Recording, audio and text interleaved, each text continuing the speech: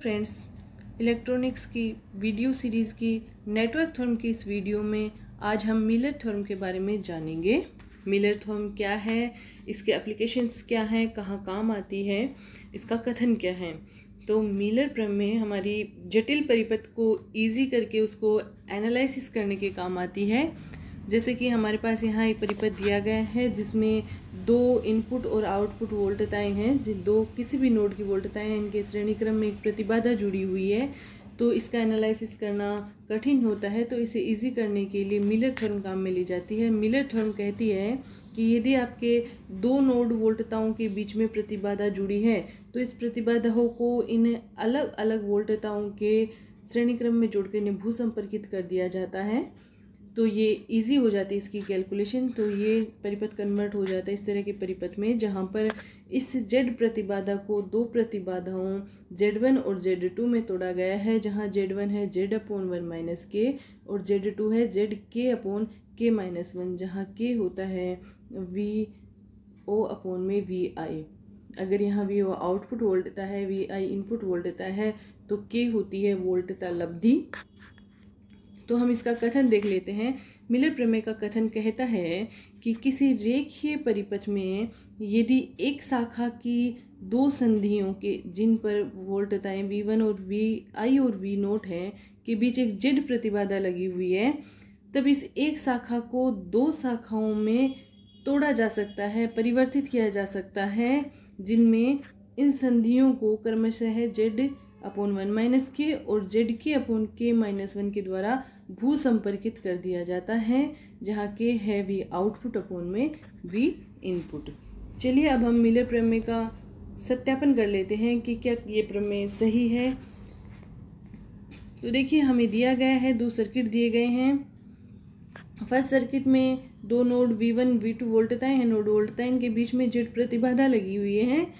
तो इसको इसमें कन्वर्ट किया है एक दूसरे सर्किट में, जिसमें इसको दो पार्ट में डिवाइड किया है, जहाँ प्रतिबाधाएं Z1 और Z2 हैं। अब हमें Z1 Z2 हैं, अब हमें प्रूव करना है कि Z1 की वैल्यू है Z/1 - k और Z2 की वैल्यू है kZ/k-1। ये हमें प्रूव करना है। अगर हम ये प्रूव कर देते हैं तो ये दोनों परिपथ एक दूसरे के तुल्य परिपथ हैं, और मिलर प्रमेय की सहायता से फिर हम इजीली किसी भी जटिल परिपथ को, कॉम्प्लेक्स सर्किट को इजी बना सकते हैं। तो जहाँ के V0/VI है। तो चलिए प्रूव करते हैं। पहले देखिए, परिपथ फर्स्ट में आपको दिख रहा है यहाँ पर VI वोल्टता से I1 धारा फ्लो हो रही है, और V0 V आउटपुट वोल्टता से इस Z प्रतिबाधा में I2 धारा प्रवाहित हो रही है। ऐसे ही दूसरे परिपथ में भी V इनपुट से I1 धारा प्रवाहित हो रही है, V आउटपुट से I2 धारा प्रवाहित हो रही है। क्योंकि ये एक दूसरे के समतुल्य परिपथ हैं, तो समतुल्य परिपथ हैं तो इनमें वोल्टता स्रोत से आने वाली धाराएं वही रहेंगी, वो परिवर्तित नहीं होती हैं। अब देखिए, दूसरे परिपथ में अगर हम देखें तो यहाँ पे I1 क्या है, V/Z। तो V यहाँ विभवांतर क्या है, V इनपुट माइनस में भू संपर्कित किया हुआ है। भू संपर्कित पे वोल्टता V = होती है 0 वोल्ट। तो ये हो जाएगा I1 = VI - 0/Z1। यहाँ पर I1 आ गया, इसको सॉल्व कर लेते हैं। तो I1 आ जाएगा V इनपुट/Z1। इसको हम इक्वेशन नंबर 1 दे देते हैं। अब हम देखेंगे फर्स्ट परिपथ में, पहले परिपथ में। तो पहले परिपथ में I1 क्या हो जाएगा, V इनपुट, दूसरी वोल्टता कितनी है, V आउटपुट के बीच में Z प्रतिबाधा लगी है, तो I1 हो जाएगा VI - V0/Z। तो यहाँ से हमारे पास I1 = आ जाएगा, इस ऊपर न्यूमिनेटर में से हम V इनपुट को बाहर निकाल लेते हैं। तो VI = 1 - V0/VI/Z। यहाँ हम देख रहे हैं V0/VI को लिया हुआ है K, तो यहाँ हम लिख देंगे I1 = VI1 - k/Z। यहाँ से हमारे पास I1 आ चुका है, और यहाँ इक्वेशन 1 से भी हमारे पास I1 है। तो यहाँ से I1 की वैल्यू रख देंगे VI/ZI। तो यहाँ से VI/ZI हो जाएगा VI1 - k/Z। यहाँ से न्यूमिनेटर में दोनों साइड में VI है जो कैंसिल हो जाएगा, और यहाँ से Z1 की वैल्यू आ जाएगी हमारे पास Z/1 - k तो इस तरह से हमें प्रूव करना था Z1 को Z अपॉन में 1 माइनस के। तो हमने पहला जो चीज़ थी Z1 प्रतिबाधा थी उसको निकाल लिया है। ऐसे ही हम Z2 प्रतिबाधा को भी निकालेंगे। तो यहाँ पे देखिए परिपथ 2 में I2 क्या हो जाएगा, I2 हो जाएगा, देखिए यहाँ पे नोड वोल्टता V नोट है और Z2 प्रतिबाधा से इसको भू संपर्कित किया है, तो यहाँ पर विभवांतर कितना हो जाएगा V नोट माइनस 0 और प्रतिबाधा कितनी है Z2, तो I2 आ जाएगा V नोट माइनस में 0 अपॉन में Z2। यहाँ से I2 हमारे पास आ जाता है V नोट अपॉन Z2, इसे हम दे देंगे इक्वेशन नंबर 2। से हम परिपथ 1 में भी क्या निकालेंगे, I2 की वैल्यू निकालेंगे। तो यहाँ हम देख रहे हैं कि यहाँ पर इस शाखा में विभवांतर कितना है V नोट माइनस में VI विभवांतर है अपॉन में Z, तो यहाँ से I2 हो जाएगा हमारा V note minus VI upon में Z। तो यहाँ से हम V इनपुट को बाहर ले लेंगे जैसे कि हमने पहले भी किया है, तो I2 हो जाएगा V input 1 V naught upon में V इनपुट माइनस 1 हो जाएगा अपॉन में हमारे पास आ जाएगा Z। यहाँ से V नोट अपॉन में VI को हम क्या रखेंगे, K रखेंगे, तो I2 इज इक्वल्स टू हमारे पास आ जाएगा VI K माइनस 1 अपॉन में Z। यहाँ से देखिए हम पहले I2 की वैल्यू परिपथ 2 से निकाल चुके हैं जो आ रही है V नोट अपॉन Z2, तो इसकी वैल्यू हम पुट कर देंगे, तो ये हो जाएगा I2 is equals to V naught upon में Z2 is equals to VI K minus 1 upon में Z। यहाँ से देखिए हमें निकालना है Z2, तो हम Z2 निकालेंगे, तो इस VI को इनपुट को हम V नोट के अपॉन में ले आएंगे, डिनोमिनेटर में ले आएंगे, तो हमारे पास आ जाएगा Z2 is equals to V naught upon में VI इंटू Z अपॉन में K माइनस 1। यहाँ से देखिए हम Z2 को यहाँ लेके आए हैं, तो Z तो आ जाएगा ऊपर, V नोट के अपॉन में VI रख दिया है और K माइनस 1 किस में आ जाएगा, डिनोमिनेटर में, भाग में आ जाएगा। यहाँ से भी हम V नोट अपॉन VI को क्या रख देंगे, K पुट कर देंगे, तो हमारे पास Z2 इज इक्वल्स टू आ जाएगा KZ अपॉन में K माइनस 1।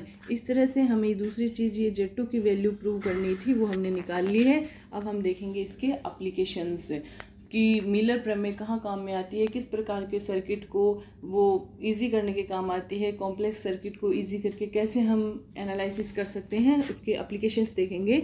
तो हमारा पहला एप्लीकेशन है कि हमें दिया हुआ है op amp circuit, operational amplifier circuit दिया हुआ है। यहाँ पे देखिए ये एक इनपुट वोल्टता है और ये एक आउटपुट वोल्टता है, तो हम इसे कैसे कन्वर्ट करेंगे, ये इनपुट वोल्टता आउटपुट वोल्टता है, इनके बीच में क्या लगा है, Z प्रतिबाधा लगी है। तो यहाँ पर अगर हमें वोल्टता गेन देखो दिया हुआ है A, ये होता है वोल्टता गेन और इसको लिखते हैं V2 अपॉन में V1।